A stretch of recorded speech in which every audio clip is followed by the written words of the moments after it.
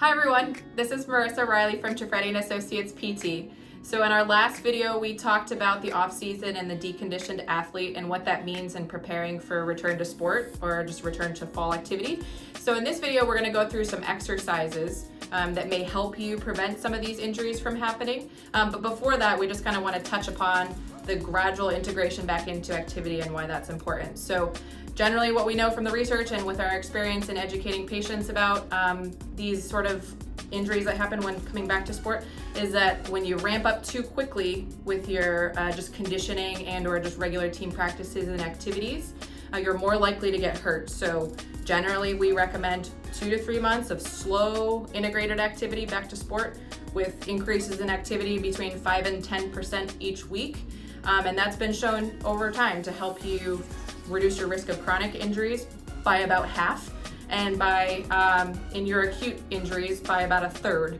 So like I said, slow, steady ramping up into activity with team activity, less than 20 hours a week of organized practices a week, at least for the first month or so, and then cross-training when you can with different activities as a team, whether that's swimming, hiking, biking instead of running, just to give your joints a little bit of a break from that activity as you reintegrate. So now we're gonna go through some exercises for some of the various conditions we talked about last time. So we talked about patellofemoral pain, which is that pain associated with the anterior in front of the knee and or above and below the knee. So one of the easiest things that you can do just to reduce tension in the quad muscle, which crosses over the front of the knee, is just standing quad stretch. So there's a million different ways you can stretch your quad in different positions, but the easiest way for many of you in a warm-up at practice would just be the standing version. So I'm flexing my knee with my hand on my ankle, and I'm just trying to keep my torso up as straight as I can and keeping my knee directly underneath my body. If it drifts too far forward, then I may lose some of the stretch and feel it more just down here rather than through the full length of the quad or the rectus femoris part of the quadricep.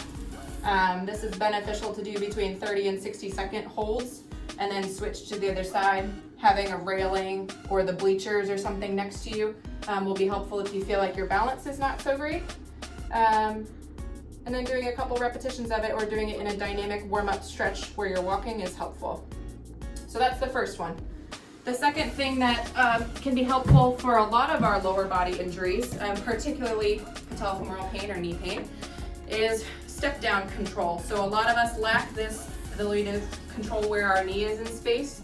So really focusing on a step down in a forward direction or a sideways direction where you're keeping your hips nice and level and then keeping your knee in line with your second and third toes and moving nice and slow down towards the ground will help fire the quad more eccentrically through its length. So that was a bad example there where the knee came in a little bit.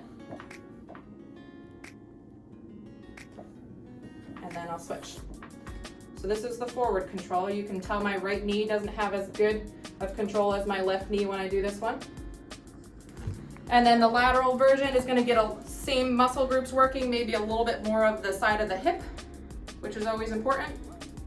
So I'm just coming down off the side of the hip between 10 and 15 repetitions, nice and slow. If I'm just crashing down towards the floor, that's not helping me build any muscle control. And then I'll switch. So that's a step down. The next thing we'll talk about is for the lower legs, so our shin splint situations, which is the pain in the inside part of the lower leg or even the front part of the lower leg, depending on the person, is a simple calf stretch. So there's, again, a lot of ways to stretch the calf, but this is a fairly easy one to do most places. It's just your standard runner's stretch. So right now I'm stretching the right leg between 30 and 60-second holds. And I want to make sure that I'm keeping my toes facing straight ahead, not turned outward. And I want my heel to be on the ground and not rising up when I do this stretch. And then I'm just lunging forward. So I'll hold that about 30 to 60 seconds and then I'll switch sides so that I can get a nice stretch in the calf or the Achilles in the lower leg in the back. The other thing that's helpful for situations where you have shin splints or even something that may predispose you to a stress fracture in the lower leg or even at the femur or up into the pelvis is our control and our noise or volume with jumping activities. So in most sports, we're jumping and we're pivoting and we wear cleats or cushioned shoes where we don't really hear it or we're not focusing on it. But it becomes really important to not allow these loud slamming movements onto the ground or letting our knees collapse inward when we jump down onto the ground or being overly stiff and rigid.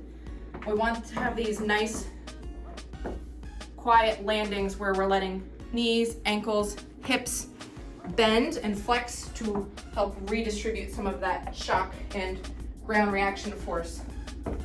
Nice and quiet. So whether that's done on 2 legs or on 1 leg, it's good to practice the volume of your impact with the ground.